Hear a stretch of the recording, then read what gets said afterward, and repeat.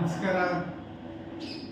ರಾಯಚೂರು ಜಿಲ್ಲೆ ಹಾಗೂ ಕಲ್ಯಾಣ ಕರ್ನಾಟಕದ ಅನೇಕ ಭಾಗಗಳಲ್ಲಿ ಪ್ರಸ್ತುತ ಸಮಸ್ಯೆಯಾಗಿರ್ತಕ್ಕಂಥ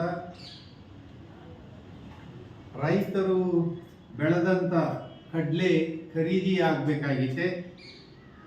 ಅದರ ಬಗ್ಗೆ ಸರ್ಕಾರಕ್ಕೆ ಸೂಕ್ತ ಸಂದೇಶವನ್ನು ಕಳಿಸ್ತಾ ಇದ್ದೀವಿ. ಪ್ರತಿ ಜಿಲ್ಲೆಯ ವಿದ್ಯುತ್ ಶಕ್ತಿ ಇಲಾಖೆ ಸರಿಯಾದ ರೀತಿಯಲ್ಲಿ ವಿದ್ಯುತ್ ಶಕ್ತಿಯನ್ನು ಗ್ರಾಮೀಣ ಪ್ರದೇಶಕ್ಕೆ ಸರಬರಾಜು ಆಗ್ತಾ ಇಲ್ಲ. ಹಾಗೆಯೇ ಪ್ರತಿ ಜಿಲ್ಲೆಯಲ್ಲಿ ರೈತರನ್ನು ದಿಕ್ಕು ತಪ್ಪಿಸುವಂಥ ಸರ್ವೆ ಡಿಪಾರ್ಟ್ಮೆಂಟ್ ಏನಿದೆ ಇದು ಸರಿಯಾದ ರೀತಿಯಲ್ಲಿ ಕೆಲಸ ಮಾಡ್ತಾ ಇಲ್ಲ.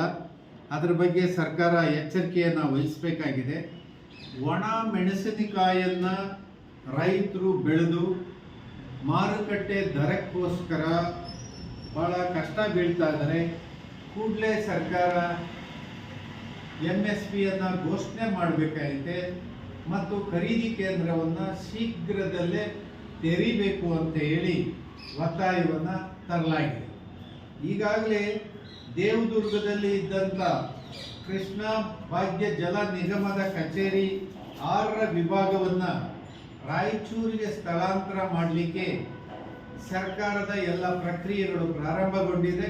ಕೂಡಲೇ ಇದನ್ನು ಸ್ಥಗಿತ ಮಾಡಿ ಅದು ಅಲ್ಲೇ ಮುಂದುವರಿಯೋದಕ್ಕೆ ಸರ್ಕಾರ ನಿರ್ದೇಶನ ಕೊಡಬೇಕಂತ ಹೇಳಿ ರಾಯಚೂರು ಜಿಲ್ಲೆಯ ಸಮಸ್ಯೆಯನ್ನು ನಿಮ್ಮ ಮುಂದೆ ನಾವು ಚರ್ಚೆ ಮಾಡಿದ್ದೀವಿ. ಆ ಕಾರಣಕ್ಕೆ ಸರ್ಕಾರಕ್ಕೆ ಇವತ್ತೇ ಒಂದು ಮುಖ್ಯವಾದಂಥ ಪತ್ರ ಮುಖ್ಯಮಂತ್ರಿಯವ್ರನ್ನ ತಲುಪುತ್ತೆ. ನಮಸ್ಕಾರ.